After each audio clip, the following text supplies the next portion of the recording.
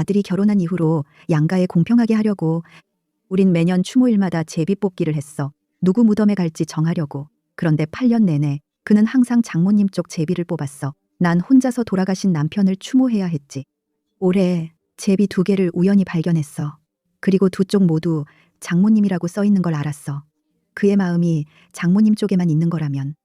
이 아들은 더 이상 원하지 않아. 추모일 전날 수제 과자를 좀 만들었어. 남편이 살아생전 좋아하던 거야. 그런데 내가 식탁에 올리자마자 아들이 짜증내며 젓가락을 내던졌어. 엄마, 몇 번을 말해야 알아들어요? 저 그런 과자 안 먹어요. 말귀를 못 알아듣는 거에. 이건 네 아버지가 좋아하시던 과자야. 내일이 추모일이잖아. 나랑 같이 아버지 산소에 가자. 엄마, 우리 매년 제비뽑기로 정하기로 했잖아요. 어디 갈지. 그게 가장 공정한 방법이에요. 제비 뽑기. 또 8년이야. 매년 추모일마다 똑같아. 난 한 번도 남편 쪽 제비를 뽑은 적이 없어. 항상 장모님 쪽으로 가는 거야. 감히 물어보지도 못했어. 귀찮게 할까봐. 엄마, 하나 뽑으세요. 그게 가장 공평해요. 나는 조심스럽게 하나를 골랐어. 아버지 쪽이길 바라면서 펼쳐봤어. 그런데 여전히 장모님이라고 써 있었어. 기운이 쭉 빠지는 느낌이었어. 가슴이 철렁했지. 그저 고개만 끄덕이며 침묵했어. 내가 제비를 뽑자마자 그는 바로 안에 박지혜를 불렀어. 챙기고는 급히 나갔지. 식탁 위 과자는 아무도 건드리지 않았어. 그들은 떠날 준비를 하고 있었어. 김민준이 신발을 신으려고 허리를 굽혔어. 구겨진 종이 쪽지가 주머니에서 떨어졌지. 내 발 앞으로 굴러왔어. 주워들었어. 그에게 돌려주려고 했는데 어쩌다 보니 펼쳐버렸어. 거기 써있는 글자를 봤어. 그 자리에 얼어붙었어. 그 종이에는 분명히 3글자가 써있었어. 장모님 내 손에 든 것과 똑같은 거였어. 그러니까 단순히 운이 나빴던 게 아니었어. 그는 8년 내내 나를 속였던 거야. 이 8년 동안 난 그들을 뒷바라지하느라 연금을 다 써버렸어. 그들이 원하는 건 뭐든 다 줬지. 내가 원한 건 그가 나랑 같이 남편 산소에 가는 것뿐이었어. 하지만 상상도 못했어. 그가 이렇게까지 추잡하게 8년 동안 나를 속일 줄은. 그의 가족은 웃으며 떠들며 떠났어. 아무도 나를 돌아보지 않았지. 아무도 내 손에 든 2장의 종이를 눈치채지 못했어. 그리고 아무도 내 눈물을 보지 못했어. 8년 동안 난 바보였어. 정신이 들자 2장의 종이를 움켜쥐고 미친 사람처럼 그들을 뒤쫓아갔어. 김민준, 그만. 엄마, 이게 무슨 소란인가요? 저희는 지금 급해요. 소란? 직접 보세요. 이게 공정하다고 생각해? 2번 모두 장모님 집으로 가는 거잖아. 8년 동안 나에게 거짓말을 했잖아. 엄마, 무슨 말씀이세요? 실수로 2번 썼을 수도 있잖아요. 어머니께 거짓말을 어떻게 할 수 있겠어요? 김민준, 엄마는 너를 탓하지 않아. 엄마는 너와 함께 아빠 산소에 가길 원해. 2번만. 알겠지? 안 돼. 장모님 집에 가는 거라고 했으니까 그렇게 할 거야. 이렇게 비논리적인 행동을 멈추실래요? 아빠는 이미 오래전에 떠났잖아. 산소에 가는 게 무슨 의미가 있겠어? 그의 말은 얼음 송곳 같았어. 내 심장을 바로 찔렀어. 나는 그가 돌아서서 떠나는 걸 봤어. 설명 한마디 없이. 결국 나는 그를 따라가지 않았어. 혼자 수제 과자를 가지고 버스를 타고 남편 산소에 갔어. 바람이 눈을 찔렀어. 비석 앞에 무릎을 꿇고 그에게 말했어. 말하면서 울기 시작했어. 나는 쓸모없어. 아들조차 아버지 산소에 가도록 할 수 없어. 단 한 번도. 울면서 내 전화가 진동했어. 가족단체 채팅방에 메시지가 떴어. 천유 메이샤 최은영 김민준의 장모님. 영상을 올렸어. 클릭했어. 영영 진해 가오식한. 클릭했고 완전히 놀랐어. 아빠, 찾아왔어. 걱정하지 마. 박지혜를 잘 보살필 거야. 장모님과 아이들. 걱정할 필요 없어. 이수진 씨, 제비 뽑기 얘기 들었어요. 화내지 마세요. 이미 그에게 혼내줬어요. 엄마, 이렇게 어린애처럼 구는 걸 멈추실래요? 박지혜 아버지는 그녀만 있잖아. 내가 안 가면 누가 갈 거야? 혼자 가는 게 뭐가 어렵다는 거야. 그 순간 나는 말문이 막혔어. 더 이상 말하려고 하지 않았어. 8년 동안의 거짓말, 8년 동안의 희생. 결국 비논리적인 사람은 나라고 불리잖아. 전화를 끊었어. 남편의 산소를 보면서 눈물이 조용히 흘렀어. 네가 나를 엄마로 보지 않는 이상 나는 네 무급 보모도 아니야. 남편 무덤 앞에서 한참을 울었어요. 지난 몇 년간 쌓인 서운함과 억울함을 다 털어놨다니까요. 아들이 편들더라도 원칙 정도는 지킬 줄 알았는데 상상도 못했어요. 이렇게까지 추락할 줄은.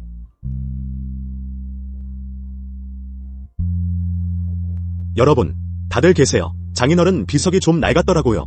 수리하는 게 좋을 것 같아서요. 비용은 얼마 안 해요. 어머니 연금도 괜찮으시잖아요. 그러니까 어머니가 내시면 되겠네요. 다들 어떻게 생각하세요? 당연하죠. 이수진 씨 잘 사시잖아요. 조금 내는 게 뭐 대수겠어요? 김민준이 그냥 효심이 깊은 거예요. 남편 비석을 바라보았어요. 이미 많이 낡아 있었죠. 모서리도 깨져 있었고요. 몇 번이나 수리하려 했는데 김민준이 말렸어요.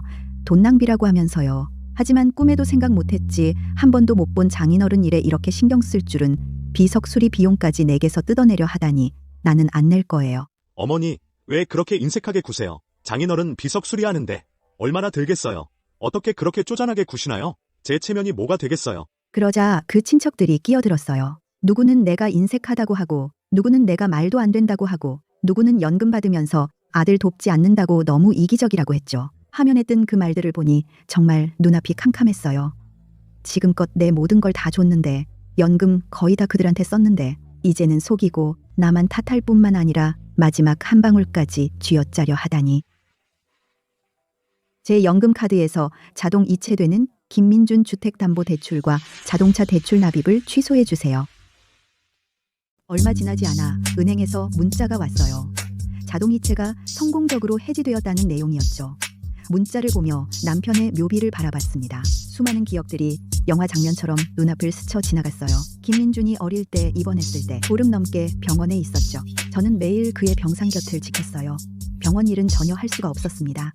그때쯤 병원에서는 새 원장을 뽑고 있었는데 제가 가장 유력한 후보였어요. 하지만 아들을 돌보기 위해 스스로 승진을 포기했죠. 나중에 김민준이 결혼해서 아이를 가졌지만 며느리 박지혜가 키우기 너무 힘들다며 싫어했어요. 아들이 안쓰러워서 제가 들어가 아이를 키우는 걸 도왔죠. 아이를 돌보고 집안일을 관리하며 빨래하고 요리하고 청소하고 하루도 쉬지 않았어요. 제 모든 희생과 노력이 아들에게 조금의 고마움이라도 살 거라 생각했는데 결국 얻은 건 속임수. 그리고 끝없는 착취뿐이었어요. 그렇게 생각하고 있을 때 핸드폰이 진동했고 김민준의 음성 메시지였어요. 엄마, 정말 어이가 없네요. 고작 돈 좀 가지고 주택담보대출이랑 자동차 대출 납입을 취소하다니요. 꼭 이렇게까지 해야 했어요. 아, 엄마, 박지혜랑 제가 해산물 먹고 싶어서 빨리 들어와서 해산물 저녁 준비해주세요. 아빠 다녀오고 먹을게요. 메시지를 듣고 나서 쓴웃음을 지을 수밖에 없었어요. 수십 년 동안의 제 모든 노력이 그의 눈에는 아무런 가치도 없었죠. 개에게 먹이 주는 것처럼 그럼 내가 왜 계속 희생해야 하지? 그들을 맞추기 위해서? 왜 나를 위해 살면 안 되는 거지? 더 이상 망설이지 않고 핸드폰에서 김 원장 번호를 찾아 전화를 걸었습니다. 김 원장님, 아까 말씀하신 재고용 제가 하겠습니다. 부탁드립니다. 묘지에서 돌아온 후 평소와는 달리 나는 그들을 위해 즉시 부엌으로 달려가 요리하지 않았다. 대신 나는 내 자신에게 차 한 잔을 내렸다. 차를 마시고 있는데 내 휴대폰이 울렸다. 가족 단체 채팅방에서 온 메시지였다. 열어보니 최은영이 또 자랑을 하고 있었는데 목걸이 사진을 올렸고 그 아래에는 김민준이 지나치게 아첨하는 댓글이 달려 있었다. 장모님이 좋아하시기만 하면 나중에 더 좋은 걸 사드릴게. 사진 속 반짝이는 목걸이를 보며 나는 내가 입고 있던 색이 바랜 옷이 생각났다. 그리고 내 마음은 바늘로 찌르는 듯 아팠다. 나는 내 자신에게 새 옷을 사는 것도 맛있는 음식을 먹는 것도 차마 할 수 없었다. 그런데 그들은 내 돈을 마구 쓰면서도 여전히 내가 아무 말 없이 그들을 모시길 기대했다. 엄마, 저녁 준비 시작하셔도 돼요. 거의 다 왔어요. 해산물은 신선해야 해요. 국은 진하게 끓여요. 박지혜가 기다리고 있어요. 나는 비웃으며 찻잔을 내리쳤다. 나는 더 이상 이 무급 보모가 되지 않겠다. 그리고 더 이상 화를 삼키지 않겠다. 그들은 원하는 음식은 직접 요리하고 원하는 사람을 찾아서 모시게 하면 돼. 얼마 지나지 않아 김민준네 가족이 돌아왔다. 들어서자마자 그들은 식탁 위에 아침에 남은 수제 과자만 보았을 뿐 다른 건 아무것도 정말 아무것도 없었다. 며느리 박지혜는 즉시 얼굴을 찌푸리며 표정이 굳었다. 엄마, 뭐 하시는 거예요? 해산물 저녁을 만들어 달라고 했는데 이걸 남겨두신 거예요. 일부러 이러시는 거예요. 나는 그녀를 무시한 채 아무 말 없이 소파에 앉았다. 내가 계속 침묵하자 그녀는 더 화가 나서 휴대폰을 꺼내 그리고 주문했다. $300짜리 해산물 배달을. 엄마가 요리를 안 하시니까 제가 그냥 배달시키고 엄마가 계산하세요. 엄마가 낼 거예요. 나 돈 없어. 돈이 없다고. 엄마 월 연금이 120만 원 이상인데 어떻게 돈이 없어요? 엄마, 너무 인색해요. 해산물 배달도 시켜주지 않으시네요. 나이가 들수록 더 짠해지시네. 정말이에요, 엄마. 우리는 종일 뛰어다니는데 제대로 된 밥 한 끼도 못 먹어요. 엄마는 너무 이기적이에요. 가족을 전혀 생각하지 않으시네요. 그들은 계속해서 말했어. 끊임없이 나를 탓했지. 나를 비웃고 모든 죄를 나에게 뒤집어 씌웠어. 그들의 추한 얼굴을 보니 수십 년간 쌓인 원한과 분노가 더는 참을 수 없었어. 그렇게 말하시니 한번 계산해보자. 누가 이기적인지, 수년 동안 누가 누구를 음모해 왔는지. 정산하자. 정산이라니. 정산할 게 뭐가 있지? 당신은 우리 집에 살잖아요. 우리 집 음식을 먹잖아요. 몇 년 동안 공짜로 살았잖아요. 감히 우리랑 정산하려고요? 공짜로 살았다고? 김민준, 네 마음 한번 돌이켜보라. 내가 정말 몇 년 동안 공짜로 살았겠니? 내 연금은 한 달에 120만 원이야. 생활비로 80만 원을 내고 있잖아. 식료품, 공과금, 관리비 내가 모두 내잖아. 당신들 주택담보대출과 자동차 대출 내 연금으로 도움을 주고 있잖아. 당신들은 한 달에 5만 원만 주잖아. 그 돈은 3일 먹을 식비도 안 된다. 감히 내가 공짜로 살았다고 하니? 엄마, 어떻게 그런 말씀을 하세요? 당신이 사는 방 월세를 받지 않잖아요. 당신도 음식을 먹잖아요. 당신이 돈을 좀 내는 게 당연하지 않아요? 당신이 돈을 좀 내는 게. 그렇잖아. 월세를 받으라고 한 건 아니잖아. 우린 이미 충분히 배려했어. 당신이 생활비 좀 내는 거야. 우리 대출 좀 갚아주는 거야. 뭐가 불만이야? 그들의 말은 칼 같았어. 내 마음을 찔렀어. 김민준, 나중에 엄마 잘 부탁한다. 엄마가 힘들게 하지 말아라. 하지만 지금은 그는 나를 부양하지 않았고 더 나아가 나를 더 이용했어. 나를 속였어.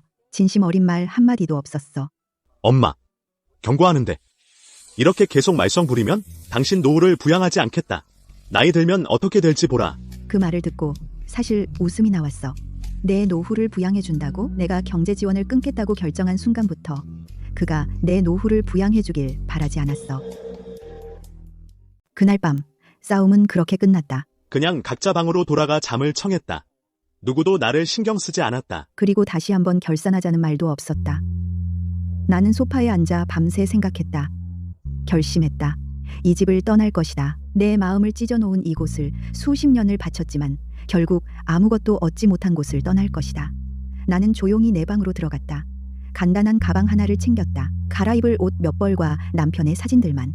이 집에서 단 하나도 가져가지 않았다. 여기 있는 모든 것이 나를 병들게 했다. 챙긴 후 전화가 울렸다. 김민준의 메시지였다. 엄마, 내일 일찍 일어나세요. 박지혜에게 닭백숙 해주는 거 잊지 마세요. 그리고 아래층에 가서 만두 2바구니 사오세요. 이준서가 좋아하거든요. 이걸 보고 나는 차갑게 웃음을 터뜨렸다. 지금까지도 그는 깨닫지 못했다. 아무렇지도 않게 나에게 명령하는 걸 답장하지 않았다. 직연락처 목록을 열었다. 김민준과 박지혜의 연락처를 모두 위챗과 전화번호까지 삭제했다. 그 후 가방을 들고 문을 살짝 열었다. 밤은 고요했다. 산들바람이 불어왔지만 슬픔은 느껴지지 않았다.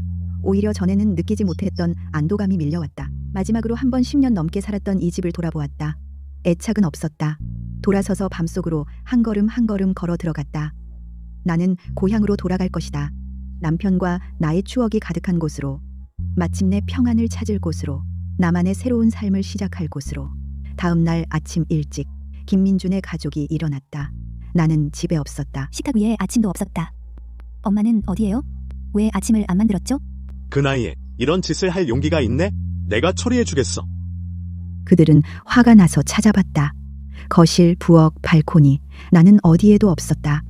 내 방에 들어가서 텅 빈 옷장과 책상을 보고서야 그들은 진짜로 당황했다. 나는 정말 떠났다. 아무런 애착도 없이. 김민준은 내 빈 방을 바라보며 화가 나고 당황했다. 그는 나를 무정하다고 불렀다. 내 전화를 계속 걸면서 문자도 보냈다. 하지만 아무리 애를 써도 연락이 되지 않았다. 그는 우리 집 안을 맴돌며 걷고 있었다. 그는 처음으로 진심으로 당황한 모습이었다. 김민준, 엄마가 정말로 집을 나간 것 같아? 영영 돌아오지 않을 수도 있잖아. 그럴 리 없어. 엄마 나이에 우리 없이 어디 갈 수 있겠어. 분명 숨어 있는 거야. 우리가 먼저 굴복하게 만들려고. 화가 좀 가라앉으면 엄마가 먼저 돌아올 거야. 학교 시간이 다가오면서 이준서는 만두를 먹으려고 난리를 피고 할머니를 찾으며 소리쳤다. 그들 세 사람은 완전히 엉망이었다. 아침을 만들 사람도 없고 이준서의 학교 가방을 챙길 사람도 없었다. 그 난장판을 겪고 나서 그들은 이준서를 학교에 쫓아갔다. 가는 길 전체에서 그들은 서로를 비난하며 완전히 난장판이었다. 그리고 나는 고향으로 돌아가는 버스에 이미 올라 있었다. 버스가 떠나면서 나는 창밖 풍경을 바라보았다. 마음이 한결 가벼워졌다. 수십 년 동안 처음으로 나는 진정으로 완전히 자유롭다고 느꼈다. 그들을 걱정할 필요도 없고 그들의 어리석은 행동을 감수할 필요도 없었다. 고향에 돌아와서 나는 낡은 집을 정리했다. 마당의 꽃들을 바라보며 마음이 마침내 평화로워졌다. 그때 바로 가족단체 채팅방이 다시 폭발했다. 김민준과 박지혜, 그 시끄러운 친척들과 함께 채팅방에서 나를 헐뜯기 시작했다. 그들은 나를 무정하고 이기적이라고 불렀다. 좋은 삶을 버리고 집을 나갔다고. 그들은 나를 감사하지 않는다고까지 말했다. 메시지를 읽으며 나는 화도 나지 않았다. 나는 완전히 평온했다. 나는 단체 채팅방에 명확한 메시지를 바로 입력했다. 한 글자 한 글자 모두 명확했다. 명백했다. 좋은 삶? 너희는 내가 잘 살았는지 생각해 본 적 있나? 이제 너희는 알게 되었지. 너희를 위해 모든 일을 해주는 사람이 없으니 너희는 벌써 긴장하고 있잖아. 벌써 당황하고 있잖아. 김민준이 이준서를 학교에 급히 데려갔어. 김민준은 길에서 내게 계속 화를 내며 꾸짖었어. 내가 무정하고 비정상적이라고 했어. 좋은 보모 역할을 하지 않겠다고 했어. 그리고 집에서 도망치겠다고 고집했어. 그가 집에 도착하자마자 그의 전화가 울렸어. 최은영의 음성 메시지였어. 김민준, 화내지 마세요. 내 어머니는 나이가 많아서 잘 모르니까. 그러니까 마음에 담지 마세요. 지금 바로 가서 너랑 이준서에게 요리해 줄게요. 그래서 너가 힘들지 않도록. 하지만 그녀는 문제만 일으키고 유용한 일은 하지 않아요. 진심으로 젊은 세대를 걱정하는 너와는 달리요. 나는 옛 집의 정원을 청소하고 있었어요. 내 전화가 갑자기 울렸을 때. 그리고 김 원장이 전화했어요. 이수진 씨, 좋은 소식이 있어요. 병원에서 새 원장의 임명장을 작성했어요.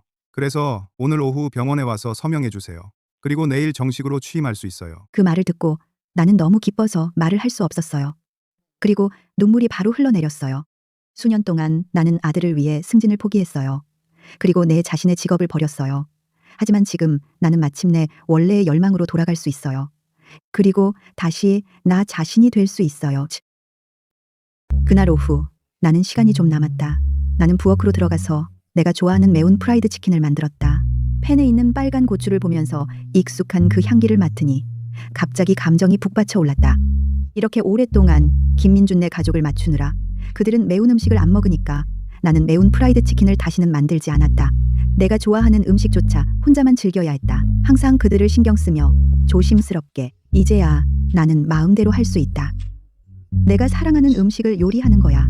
누구의 의견도 신경 쓰지 않고. 한편 김민준 쪽에서는 가족단체 채팅방이 다시 활기를 띠고 있었다. 김민준이 사진 여러 장을 올렸다. 최은영이 가져온 과일과 간식, 그리고 영양제 몇 가지가 있었다.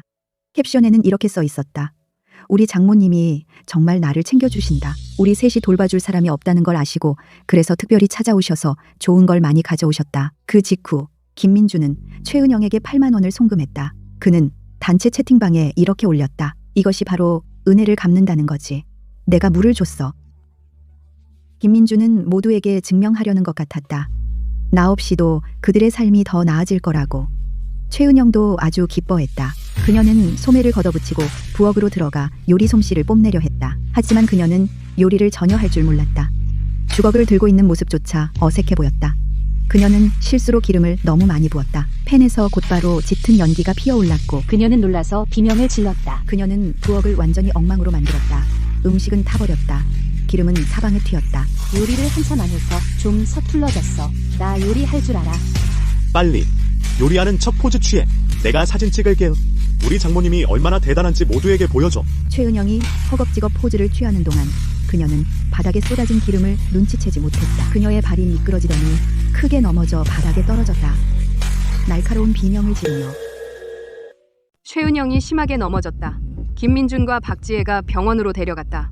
검사 후 의사가 엄마가 허리를 삐었다고 했다. 잠시 침대에서 쉬어야 한다고 했다. 무거운 물건은 들 수 없다고 했다.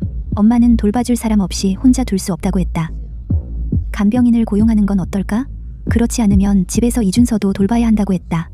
그리고 너는 출근해야 한다고 했다. 우리가 모든 걸 감당할 수 없다고 했다. 간병인을 고용한다고. 비용도 많이 들고 번거롭다고 했다. 우리 엄마가 완벽한 무급 간병인이 아니라고 했다. 그녀에게 전화해서 내 엄마가 다쳤다고 말하고 당장 병원에 와서 돌봐야 한다고 말하라고 했다. 그녀가 나타나지 않으면 내가 노후를 보장해주는 걸 기대하지 말라고 했다. 박지혜는 마음이 내키지 않았지만 김민준의 말을 듣고 나에게 전화했다. 엄마가 다쳤다. 병원에 있다. 김민준이 당장 와서 돌보라고 한다. 그녀의 당연한 듯한 말투를 듣고 내 마음이 차갑게 식었다. 나는 한순간도 망설이지 않았다. 단호하게 거절했다. 내가 왜 가야 하지? 그녀를 돌볼 의무가 없다. 김민준은 내가 거절한 걸 알았다. 그는 화가 머리 끝까지 치밀었다. 병원 복도에서 소리치기 시작했다. 나를 무정하고 배은망덕하다고 했다. 마지막으로 이를 악물고 고향에 직접 돌아가겠다고 했다. 나를 강제로 데려오려 했다. 그날 오후 나는 준비를 마쳤다. 그리고 서류에 서명하러 병원에 제 시간에 도착했다. 병원 복도를 막 들어섰을 때였다. 낯익은 얼굴 하나가 보였다. 그는 김민준이었다. 그는 화가 머리 끝까지 나 있었다. 나를 향해 쉴 새 없이 욕을 퍼부었다. 우리는 정면으로 마주쳤다. 김민준이 나를 보자마자 그의 눈빛이 반짝였다. 그는 내 팔을 붙잡았다. 너 올 줄 알았다. 너 우리 없인 못 살아. 이 가족 없이도 못 살잖아. 잘도 그럴싸하게. 나는 병원에 새로 취업해서 온 거야. 최은영 씨를 돌보러 온 게 아니라고. 하지만 김민준은 듣지 않았다. 그는 내 팔을 꽉 붙잡은 채 최은영 씨 병실 쪽으로 나를 끌고 갔다. 연기 그만해. 넌 나이가 많아. 누가 너를 청소부로 고용하겠어. 가서 우리 장모님을 돌봐. 그게 가족으로서의 내 의무야.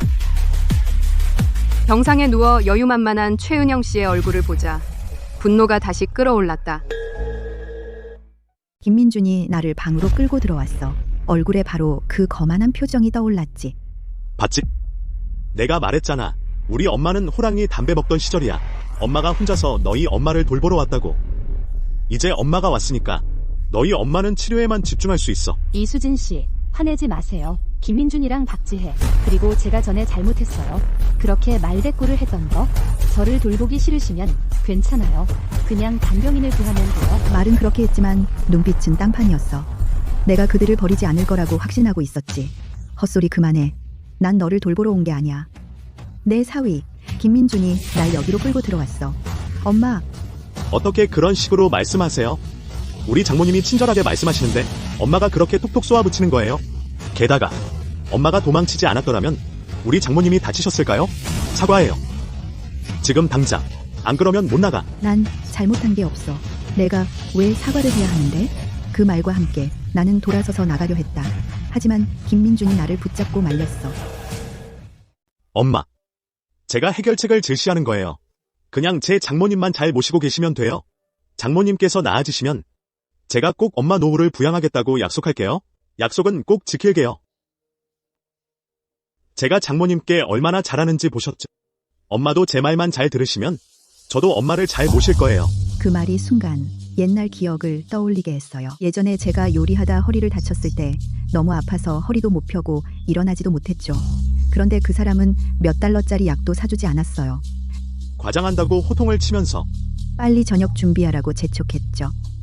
이준서가 저녁을 기다린다고 하면서요. 당신이 장모님 병실을 업그레이드하고 싶으면 그건 당신 일이에요. 나랑은 상관없어요. 그리고 내 노후는 당신이 부양해줄 필요 없어요. 그걸로 나를 협박하지 마. 김민준은 제 말에 할 말을 잃었어요. 그때 마침 간호사가 다가와서 김민준에게 VIP 병실 업그레이드 비용을 내라고 했어요. 김민준은 저와 박지혜, 최은영을 데리고 수납과로 갔어요. 그리고는 카드를 간호사에게 건넸죠. 김민준의 카드를 보며 속으로 비웃음을 지을 수밖에 없었어요. 저 카드는 아주 오래전에 정지시켰거든요. 결제 안 될 거예요. 곧 간호사가 카드를 돌려주며 정지된 카드라고 말했어요. 다른 카드가 있냐고 물었죠. 김민준의 얼굴이 하얗게 질렸어요. 너야? 내가 내 카드를 정지시켰어. 그건 원래 제 가족 카드였어요. 거기 있는 건 제 연금이에요. 제가 당연히 쓸 권리가 있어요. 그건 원래 제 가족 카드였어요. 김민준은 포기하려 하지 않았어. 카드를 한 장씩 꺼내서 결제를 시도했어. 하지만 카드마다 전부 결제가 거절됐지. 줄 서 있던 사람들 모두 그를 쳐다보고 있었어. 빈털터리인 주제에 허세 부리네. 장모님을 VIP 병실로 업그레이드해 놓고서는 결제도 못하다니. 김민준, 할 수 있어. 없어. 괜히 체면 세우지 마. 여기서 추태 부리지 말고. 이수진 씨, 어떻게 그렇게 인색할 수가 있어? 내 카드 일부러 정지시켰지. 공공연히 나를 망신시키려고. 정말 냉혈한이야. 엄마, 너무 무정하세요. 우리 엄마는 아직도 아픈데 어떻게 김민준한테 이럴 수 있어요? 주변 사람들은 그들의 말에 휩쓸려서 나를 손가락질하기 시작했어. 누구는 나를 무정하다고 했고 누구는 자기 아들한테 잔인하다고 했지. 내 앞에 펼쳐진 이 광경을 보니 쌓여있던 분노와 억울함이 폭발했어. 참지 못하고 모든 걸 폭로했지. 지금까지 너희는 날 진짜 가족으로 대해준 적이 있니? 나는 매달 생활비로 80만 원을 냈어. 김민준의 주택담보대출과 자동차 대출까지 내가 냈는데 그 대가로 받은 건 뭔데? 고작 매달 5만 원 용돈이랑 끊임없는 무시와 폄하뿐이었어. 너희가 한 건 날 이용해 먹고 계략을 꾸미는 것뿐이었지. 이제 더는 못 참겠어. 오늘 모두에게 보여주겠어. 너희의 진짜 모습을. 수납과에는 사람들이 북적였다. 지나가는 사람들이 계속 멈춰서서 우릴 쳐다봤다. 김민준이 내 팔을 꽉 붙잡고 있었다. 그의 손가락 마디가 하얗게 질려 있었다. 엄마, 그냥 짜증나는 거예요? 장모님이 부러워서 그래요. 보세요. 병실 비용만 내주시고 카드만 건네주시면 앞으로는 제가 항상 엄마 편 들어드릴게요. 왜? 이수진 씨, 엄마가 자식한테 돈 쓰는 게 뭐가 문제인데요? 정말 그렇게 인색하게 굴어야 해요? 엄마, 그냥 내주세요. 네? 다들 보는 앞에서 창피 주지 마세요. 셋이서 한패가 되어 나를 몰아붙이는 걸 보니 피가 거꾸로 솟았다. 너희들에게 한 푼도 더 안 쓸 거야. 이 가족과는 더 이상 상관 안 할 거야. 엄마잖아요. 엄마로서 해야 할 일이에요. 지금 나 잘 안 해주면 엄마 늙어서 누가 돌봐줄 거예요. 너 같은 배은 망덕한 아들은 필요 없어. 너는 나한테서 피만 빨아먹는구나. 김민준의 얼굴이 화로 빨개졌다. 그는 말문이 막혔다. 박지혜는 이 모습을 보고 재빨리 그의 팔짱을 끼었다. 내가 너무 심하다고 투덜댔다. 어떤 엄마가 이렇게 짠돌이야? 이것밖에 안 되는 돈도 안 내겠다니. 그게 별거 아니면 네가 직접 내면 되잖아. 난 이 병실 달라고 한 적도 없어. 내가 돈을 어디서 구해? 그렇지. 우리 장모님이 돈을 어디서 구하시겠어. 카드 내놔. 당장. 김민준의 분노에 찬 외침이 수납과에 울려 퍼졌다. 그것은 더 많은 구경꾼들을 불러 모았다. 구경꾼들의 속삭임이 점점 커졌다. 내가 너희 생활비로 매월 5만 원을 주잖아. 너희 먹고 사는 비용을 모두 내가 부담하고 있어. 나한테 또 뭘 바라는 거야. 이걸 얼마나 더 계속할 셈이야.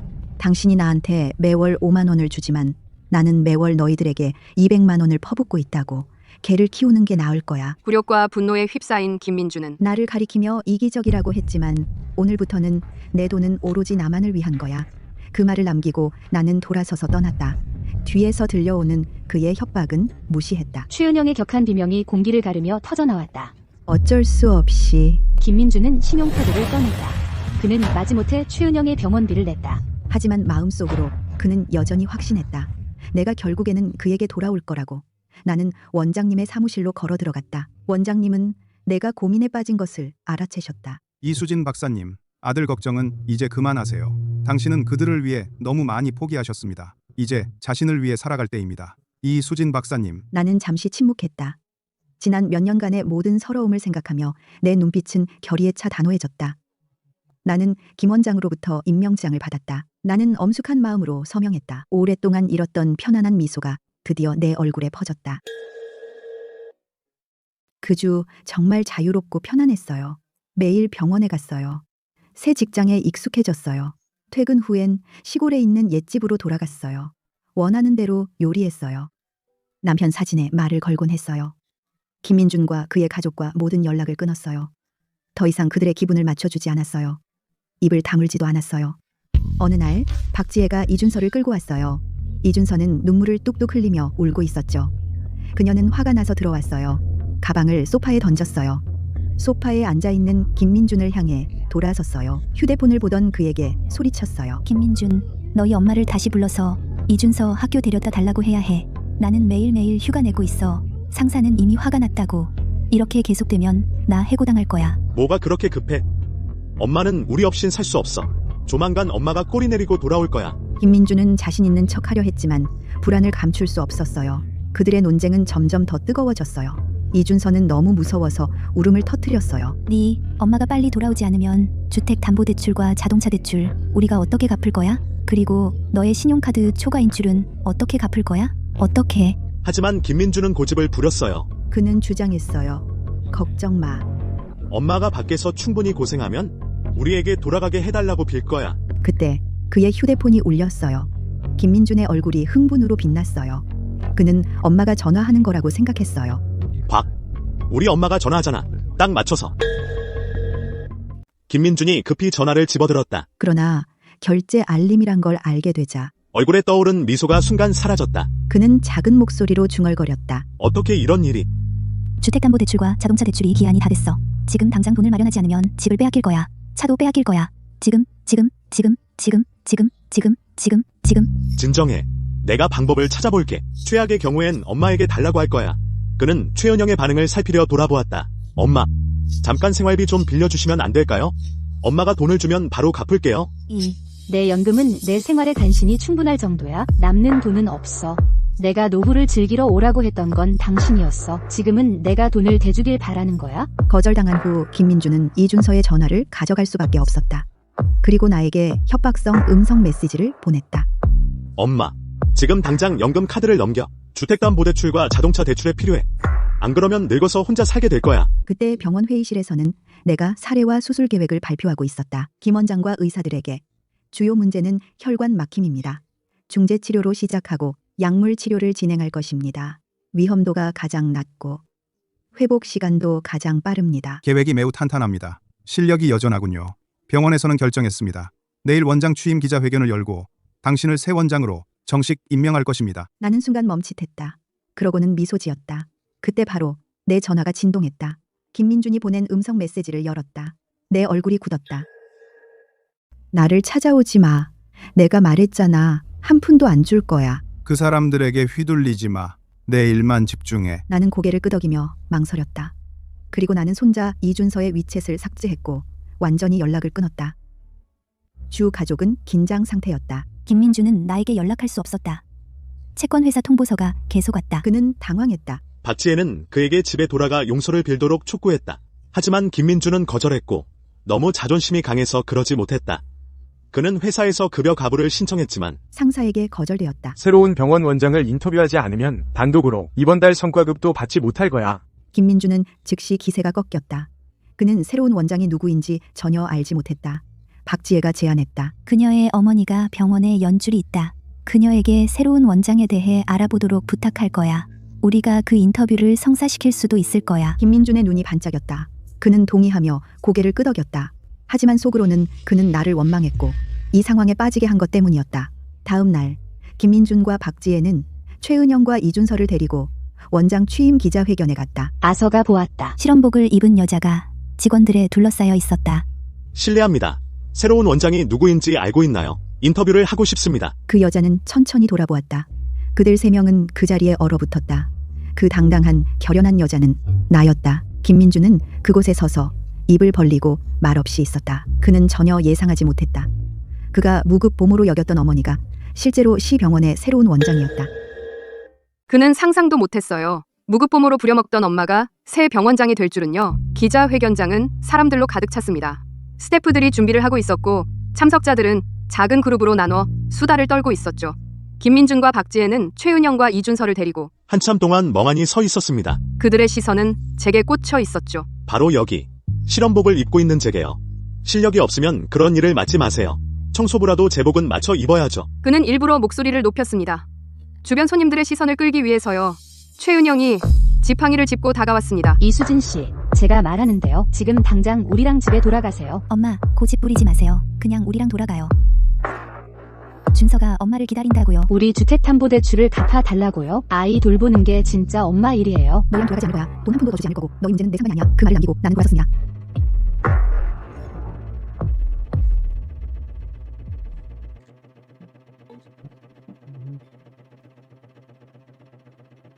하지만 김민준이 바로 나를 막아섰죠. 그의 비웃는 표정은 상처받은 표정으로 바뀌었습니다. 그는 주변 손님들을 향해 소리쳤습니다. 여러분, 와서 한번 판단해 보세요.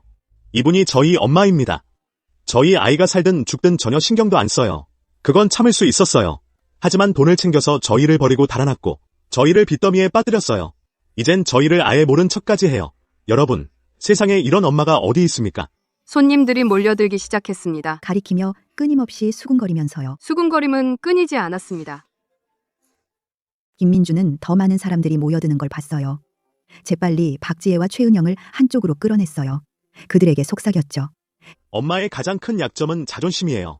모두가 엄마를 비난하기 시작하면 분명히 꼬리를 내릴 거예요. 그리고 연금 카드를 포기하게 될 거고요. 우린 정말 막다른 골목이에요. 주택담보대출이나 자동차 대출도 못 갚겠고 이준서는 돌봐줄 사람도 없어요. 어떻게 친달인 저를 두고 이렇게 잔인할 수가 있어요? 제발, 사람들을 더 많이 불러 모아주세요. 나중에 꼭 제대로 보답할게요. 여러분, 와서 보세요. 이 아주머니가 자기 아들이랑 손자를 내팽개쳤어요. 돈을 다 챙겨서 도망쳤다고요. 정말 무정하네요. 곧 더 많은 구경꾼들이 모여들었어요. 김민주는 군중 한가운데에 당당히 서 있었어요. 사람들에게 사실을 왜곡해서 말했죠. 우리 엄마가 연금을 다 챙겨 도망쳤어요. 우릴 빚더미에 남겨두고 갔어요. 이준서 학비조차도 못 내겠어요. 우리가 어떻게 살라고요?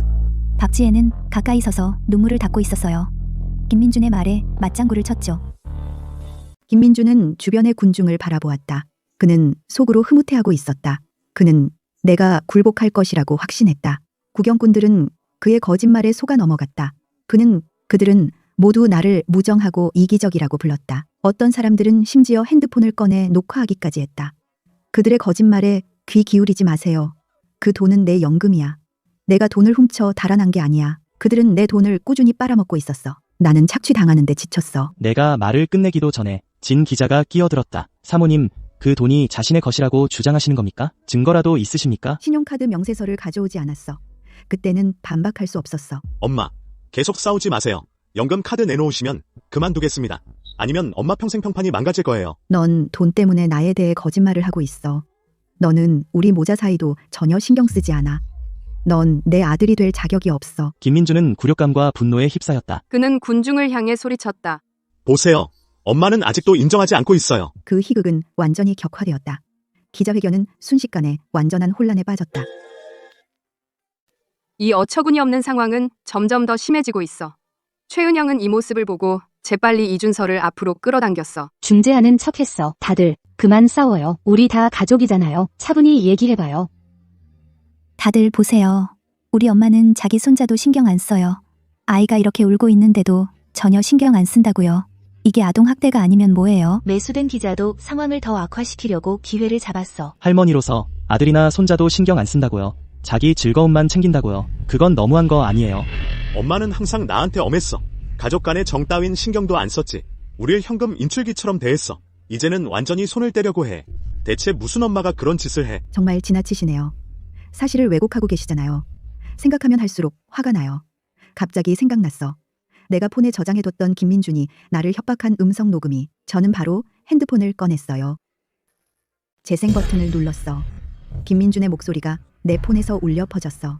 한마디 한마디가 내 연금 카드를 넘기라고 협박하는 거였어. 안 그러면 내 노후를 부양하지 않겠다고. 김민준은 그 녹음을 들었어. 그의 얼굴이 새파랗게 질렸어. 진 기자는 상황이 나빠지는 것을 보았어. 그는 자신의 거짓말이 들통날 위기에 처한 걸 알았어. 재빨리 마이크를 숨겼어. 돌아서서 슬쩍 빠져나갔어. 바로 그때 김 원장이 큰 걸음으로 걸어왔어. 표정이 엄숙했어. 그는 김민준과 그의 가족을 호통쳤어. 뭐 하는 거야? 여기는 새 원장 취임 기자회견이야. 너희들이 소란 피울 곳이 아니야. 김민주는 김 원장을 알아봤어. 그는 즉시 납작 엎드리는 투로 바꿨어. 김 원장님, 이것 좀 들어보세요. 엄마가 우리 주택담보대출이랑 자동차 대출 돕는 걸 거부하고 있어요. 우리가 살든 죽든 상관 안 한대요. 우린 여기 올 수밖에 없었어요. 박지혜가 간청하며 말을 보태어.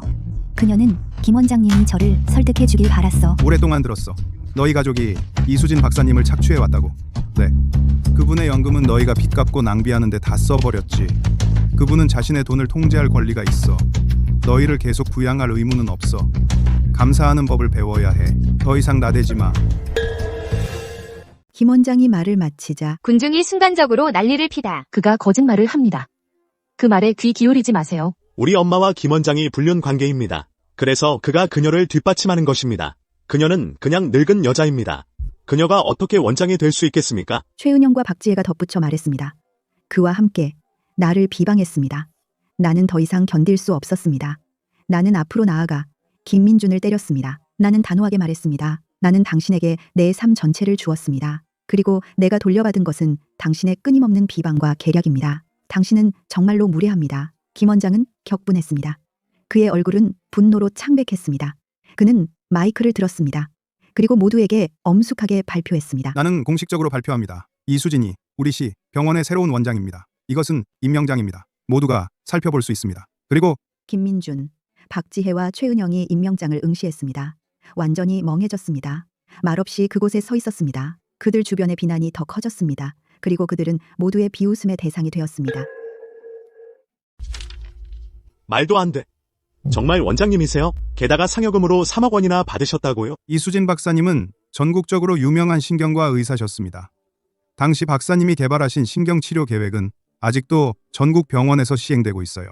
그런 업적을 쌓으신 분이 지금까지 당신네 집에서 무급 보모 노릇을 하셨다는 거예요. 그 공로를 전혀 알아보지도 못하고 오히려 모욕과 착취를 일삼았잖아요. 양심이 있기는 한 거야? 조 박사님도 나서서 말씀을 이어갔습니다. 군중을 향해 말이죠. 이수진 박사님은 당시 가족을 위해 너무나 많은 걸 포기하셨어요. 그런데 당신들은 박사님을 무급보모로 돈줄로만 여겼어요. 정말로 은혜를 모르는 무리들이군요. 김민준, 박지혜, 최은영은 할 말을 잃었습니다. 얼굴이 붉어지고 창백해지며 완전히 당황해 있었죠.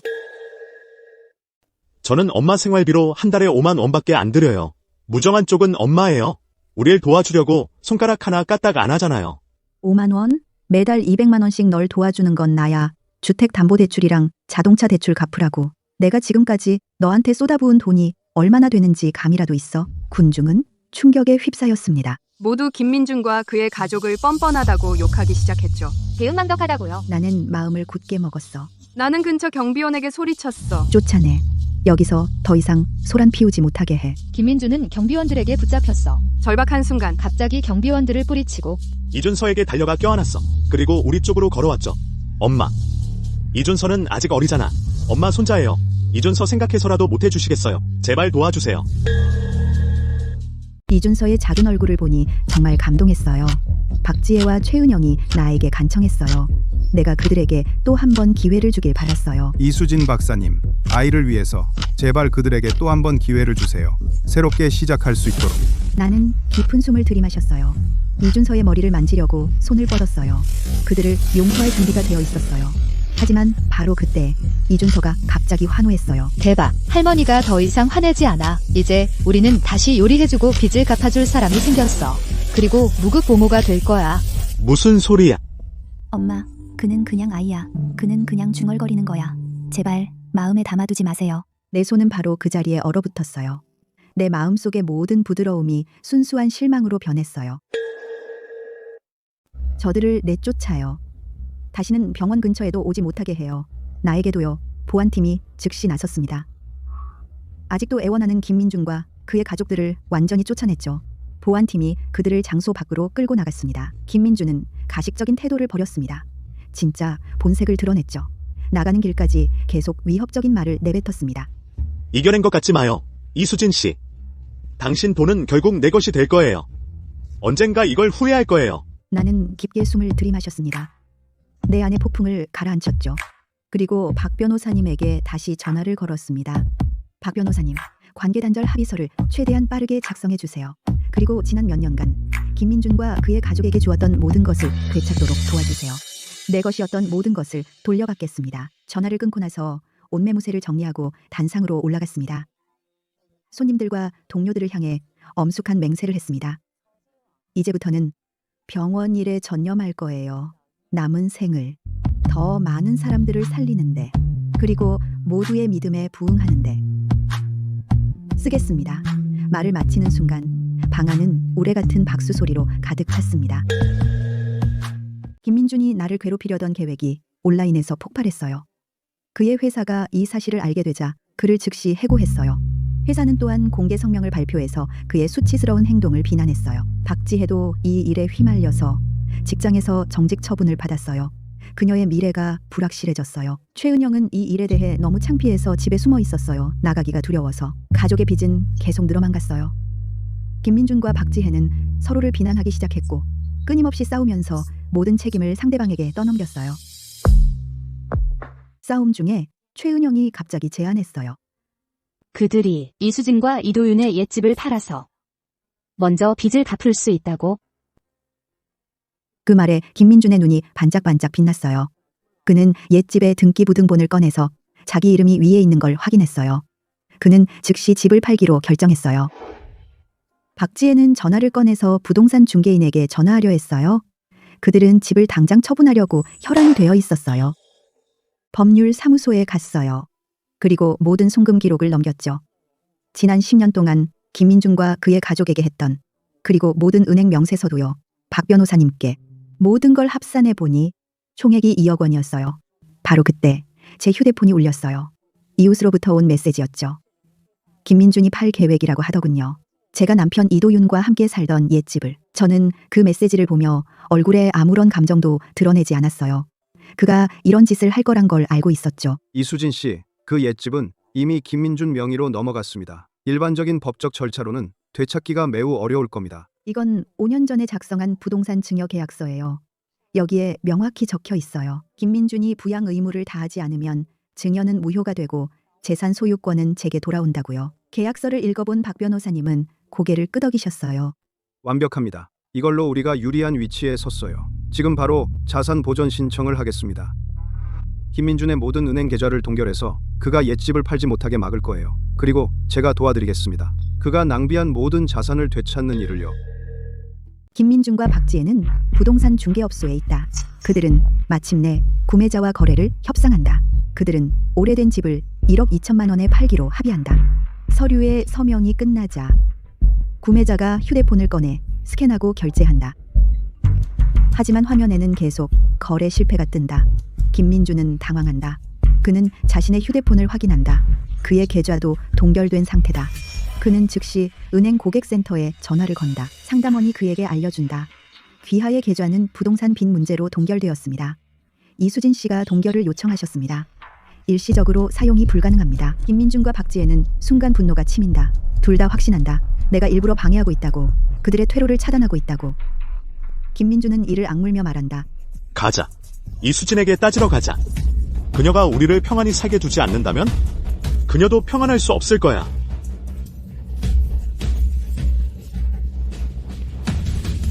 그 말을 하고 나서 분노에 차서 그들은 중개업소를 뛰쳐나간다.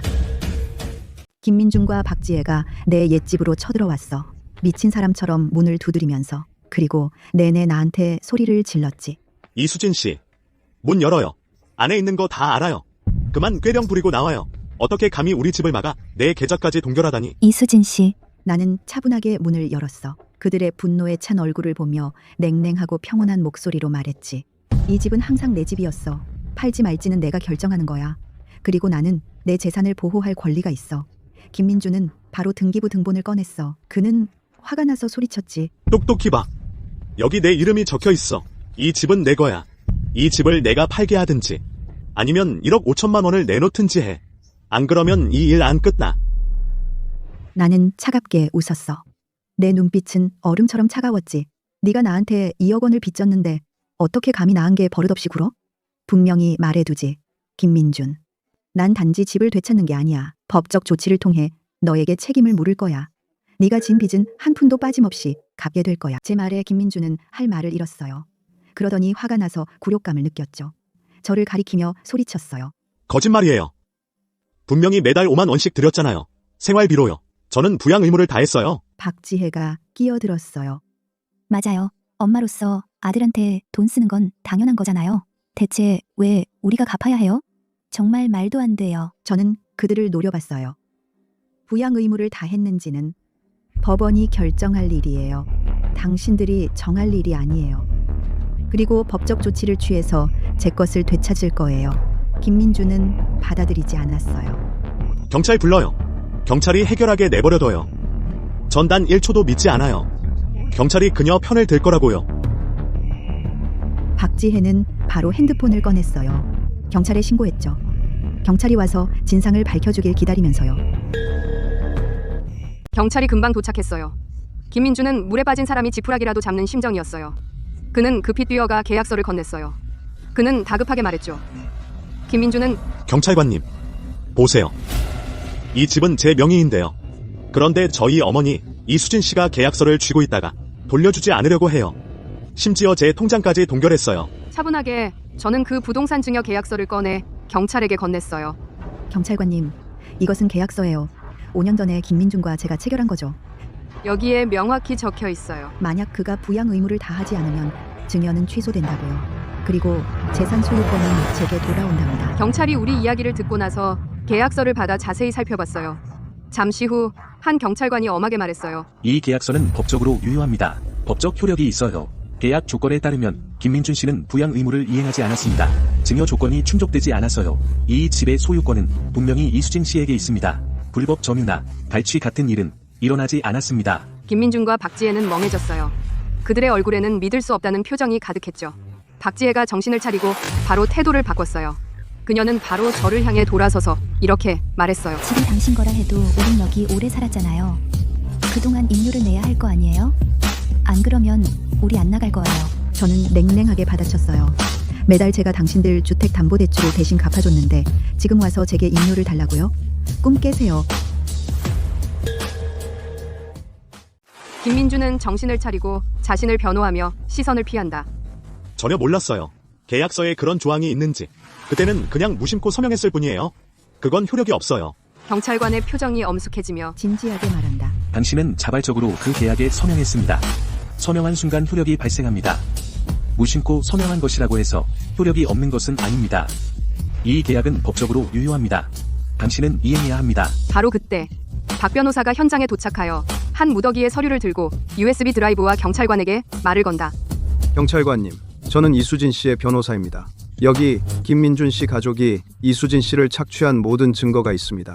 박 변호사는 신용카드 명세서와 이체 기록을 하나씩 꺼냅니다. 그리고 김민준 씨가 저를 협박한 음성 녹음도 있습니다. 주변 사람들이 찍은 그들이 소동을 벌이는 영상들, 이것들은 명백히 증명합니다. 김민준 씨가 부양 의무를 다하지 않았을 뿐만 아니라 오랫동안 저를 착취했고 제 재산을 노리고 획책했다는 것을. 경찰관은 증거 검토를 마칩니다. 경찰관은 김민준 씨를 엄하게 질문합니다. 이 모든 증거가 당신 앞에 있습니다. 무슨 변명이 있습니까? 김민준은 얼굴이 하얗게 질리고 당황하며 한마디도 하지 못하고 힘없이 반박하며 고개를 숙일 뿐이다. 김민준과 박지혜를 보니 완전히 망가진 모습이더라고. 경찰관님, 이 두 사람을 집에서 내쫓아 주세요. 그리고 다시는 못 들어오게 해요. 다신 저를 괴롭히지 못하게요. 이 말을 듣고 김민준은 바로 감정이 폭발했어요. 그가 소리쳤죠. 이수진 씨, 너무 심하지 않아요. 저는 당신 아들인데요. 나중에 당신 노후를 부양해야 할 사람이잖아요. 당신이 노후를 부양해 줄 필요 없어요. 내 삶은 당신과 상관없어. 지금부터 우리 관계는 끝이야. 좋아. 당신이 이렇게 심하니까 의절하자고요. 다신 엄마라고 부르지 않겠어요? 나이 들고 돌봐줄 사람 없으면 나한테 울며불며 찾아오지 마세요. 나는 차갑게 웃었어요. 좋아. 그러면 박 변호사님을 보고 말했죠. 부탁합니다. 그의 관계 단절 선언을 법적으로 효력 있는 관계 단절 합의서로 만들어주세요. 완전히 끝내자고요. 박 변호사가 고개를 끄덕였다. 녹음기를 꺼냈다. 김민준을 향해 돌아서며 말했다. 네가 방금 말한 걸 다시 말해. 관계 단절 선언을. 지금 모든 걸 녹음하고 있어. 합의서의 증거로. 김민준은 마음이 내키지 않았다. 하지만 말은 이미 나와버렸다. 그는 다시 말할 수밖에 없었다. 녹음기가 그의 관계 단절 발언을 선명하게 담았다. 이 구두 선언, 이 우리의 완전한 단절을 증명하는 최종 증거로 쓰일 것이다. 경찰이 김민준과 박지혜를 데리고 나갔다. 그 후 박 변호사님과 나는 오래된 집을 떠났다. 솔직히 말하면 예상했던 일이었다. 김민준은 쉽게 관계를 끊겠다고 하지 않을 거였다. 그는 자존심이 강하고 욕심도 많다. 일단 자극받으면 확실히 자기 입으로 말할 거였다. 그래서 나는 일부러 그를 자극했었다. 확실한 증거를 얻기 위해서였다. 이 말을 듣고 박 변호사가 고개를 끄덕였다. 그는 칭찬하며 말했다. 이수진 씨, 모든 걸 생각해 놓았군요. 그의 구두 선언과 녹음이 증거로 있으니 관계 단절 합의서의 법적 효력이 훨씬 강해질 겁니다. 그리고 합의서를 즉시 작성하겠습니다. 출력되면 김민준의 가족에게 우편으로 보내겠습니다. 전체 과정을 기록하겠습니다. 당신의 법적 권리가 완전히 보호되도록. 나는 고개를 끄덕였다. 마음에 쌓인 무거운 짐이 사라졌다. 합의서가 효력을 발하면 나는 그들의 괴롭힘에서 완전히 벗어날 것이다. 쫓겨난 후에는 김민준, 박지혜, 최은영은 허름하고 좁은 작은 아파트만 빌릴 수 있었어요. 삶은 정말 힘겨웠습니다. 나의 경제적 지원 없이는 그들은 기본적인 식사와 주거비도 감당할 수 없었죠. 주택담보대출과 빚에 대한 전화는 끊임없이 계속되었습니다. 어느 날 박지혜는 택배로 배달된 관계 단절 합의서를 받았어요. 그녀는 빠르게 그것을 열어 김민준에게 건넸습니다. 합의서의 조건을 읽고 나서 김민준은 나의 자산을 상속받을 권리를 완전히 잃었다는 걸 알게 되었죠. 나에게서 한 푼도 더 받을 가능성은 없었습니다. 그는 순간적으로 무너졌어요. 엄마는 정말 나를 원하지 않는 거야. 엄마는 정말 나와 관계를 끊으려는 거야. 최은영은 김민준이 무너지는 모습을 보며 계획이 번뜩이는 눈빛으로 그에게 가까이 다가가 목소리를 낮추어 계획을 세우며 말했어요. 김민준, 울어서 뭐 하겠어? 위장 사망 사기를 한번 버리는 게 어때? 너가 자살을 시도하는 것처럼 위장하는 거야. 이수진 씨가 알게 되면 분명히 마음이 약해질 거야. 그때 우리는 기회를 이용해서 그녀가 우리의 모든 빚을 갚게 할 수 있어. 만약 그녀가 거부하면 병원에서 소란을 피울 거야. 그녀의 명성을 망치겠어. 김민준과 박지혜는 잠시 망설였다. 그들이 처한 궁지한 상황을 생각하며 결국 동의하며 고개를 끄덕였다. 그들은 전력을 다하기로 결정했고 이 위장 사망 사기를 실행에 옮기기로 했다. 다음 날 나는 병원 사무실에서 업무를 처리하고 있었다. 조 의사가 급히 들어왔다. 걱정스러운 표정으로 말했다. 이수진 원장님, 응급실에서 방금 환자를 데려왔습니다. 가족 말로는 당신 아들 김민준이라고 합니다. 자살했다고 합니다. 지금 응급실에 있습니다. 하지만 가족들이 검사를 허락하지 않습니다. 원장님이 오시기 전까지는 절대 물러서지 않겠다고 합니다. 이 말을 듣고 나는 조금도 놀라지 않았다. 모든 것이 맞아떨어졌다. 김민준은 궁지에 몰려 또 다른 계략을 꾸몄던 것이다. 이 소위 자살 사건은 나의 동정심을 이용하려는 술책에 불과했다. 내 돈을 가로채려는. 나는 일을 내려놓았다. 일어섰다. 조 의사에게 차분하게 말했다. 알겠습니다. 직접 가서 확인하겠습니다. 그들의 작은 게임을 폭로할 때다. 이걸로 완전히 끝장을 내야겠다.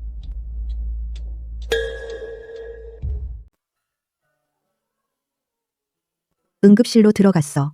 거기서 김민준이 침대에 누워있는 걸 봤지. 하얀 시트로 덮여 있었어. 죽은 척하며 눈을 꼭 감고 있었고 박지혜와 최은영은 침대 옆에 무릎을 꿇고 있었어. 발광하며 울고 있더라. 순수한 고통의 쇼를 벌이고 있었지. 그들은 내가 들어오는 걸 봤어. 박지혜가 벌떡 일어났지. 눈물이 여전히 흐르는 채로 그녀가 나에게 종이 한 장을 건넸더. 엄마, 김민준, 그가 돌아가셨어요. 이게 그의 사망 진단서예요. 제발요. 엄마, 그는 당신의 친아들이었잖아요. 우릴 도와주세요. 나는 사망 진단서를 움켜쥐었어. 그리고 자세히 살펴보는 척했지. 금방 허점을 발견했어. 거기 적힌 날짜가 김민준의 자살 소식보다 하루 앞섰어. 꼬박 하루나. 글씨체도 완전히 삐뚤어져 있었고 직인마저 흐릿했어. 분명히 가짜였지. 나는 조용히 관찰했어. 침대에 누워있는 김민준을. 그때 나는 알아챘어. 그의 손가락이 살짝 떨리는 걸. 그걸로 확신했지. 이건 모두 신중하게 계획된 사기극이었어. 박지혜와 최은영은 내가 침묵하는 걸 보고 급히 달려와 내 팔을 붙잡으며 애원했어. 그들은 계속해서 나에게 간청했지. 그들의 모든 빚을 갚는 걸 도와달라고. 나는 망설이는 척했어. 천천히 물었지. 그래서 아직 빚이 얼마나 남았어? 내가 마음이 누그러지는 걸 보고 박지혜는 곧바로 눈이 반짝였어요. 그리고 서둘러 가방에서 연체된 청구서 한 묶음을 꺼내더니 내밀며 하나하나 설명하기 시작했어요. 엄마, 아직도 주택담보대출과 자동차 대출로 18만 달러가 남았고 신용카드 초과 인출이 7만 5천 달러, 그리고 이준서 등록금으로 4만 5천 달러가 있어요. 총합 30만 달러예요. 나는 연체된 청구서를 받아들고 무표정으로 훑어보았어요. 그리고 천천히 말했죠. 알겠어. 이 빚은 내가 처리할게. 박지혜와 최은영의 얼굴이 순간 환한 기쁨으로 빛났어요. 하지만 난 어조를 바꿔서 차분하게 덧붙였어요. 김민준이 막 돌아가셨고 아직 조직이 신선해. 병원에 중환자가 한 명 있는 걸로 기억하는데 그 사람의 심장이 완벽하게 맞아떨어져. 그의 심장을 기증하게 하는 건 어때? 의미 있는 일이 될 거야. 그의 삶도 보람 있게 될 테고. 내가 그 말을 하자마자 박지혜와 최은영은 순간 당황하며 얼굴이 새파래졌어요. 안 돼요. 절대 안 돼요. 의사로서 저는 누구보다 생명의 소중함을 잘 알고 있어요. 만약 그가 심장을 기증한다면 그의 생명이 다른 방식으로 이어질 수 있거든요. 그래서 전 휴대폰을 꺼내 조 박사님께 전화를 걸었어요. 조 박사님, 장기 기증 동의서를 가지고 응급실로 와주세요. 박지혜와 최은영은 필사적이었고 절 막으려고 애쓰고 있었어요. 계속 애원했죠. 그리고 이준서도 바로 옆에 있어서 너무 무서워서 울기 시작했어요. 제 옷자락을 잡고 애걸했죠. 할머니, 아빠 심장 주지 마세요. 전 아빠가 필요해요. 전 꿈쩍도 하지 않았어요.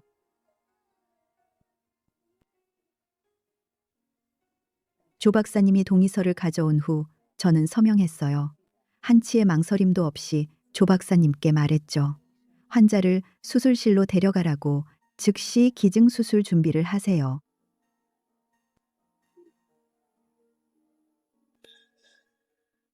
김민주는 침대에 누워 죽은 척하고 있었습니다. 수술실에서 자신의 심장이 기증될 거라는 말을 듣고는 더는 연기를 할 수가 없었죠. 그는 침대에서 벌떡 일어났습니다. 얼굴은 죽은 사람처럼 새파랗게 질려 있었고 공포에 질려 소리를 지르며 난 안 죽었어. 자살 같은 거 안 했어. 내 심장 가져가지 마. 나한테서 떨어져. 그의 비명소리는 이 어이없는 위장 사망 사기를 완전히 드러냈습니다. 사기가 탄로나자 김민주는 제 차가운 시선을 마주하자 순간 기가 완전히 죽었습니다. 쿵 소리를 내며 제 앞에 무릎을 꿇었죠. 그리고는 울면서 용서를 빌기 시작했습니다. 엄마, 제가 잘못했어요. 정말 잘못했어요. 위장 사망으로 엄마 돈을 사기치려 해서는 안 됐어요. 엄마를 이용해서도 안 됐고 허위로 모함해서도 안 됐어요. 그리고 절대 엄마와 관계를 끊어서는 안 됐어요. 이번 한 번만 용서해 주세요. 앞으로 꼭 잘 모실 테니까요. 다시는 엄마를 화나게 하지 않을게요. 제발 관계 단절합에서 좀 취소해 주세요. 한편 박지혜와 최은영도 재빨리 무릎을 꿇으며 간청을 멈추지 않았습니다. 맞아요.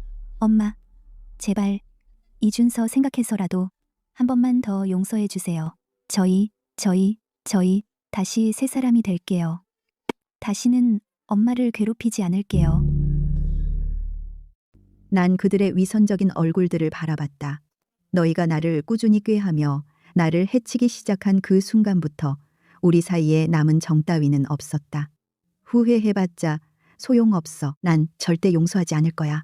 난 여전히 땅에 무릎 꿇고 있는 그들 셋을 바라보며 단호하게 말했다. 김민준, 너희 둘이 이준서의 부모다. 너희가 키울 책임을 져야 해. 다른 사람에게 의지하려는 생각은 그만둬.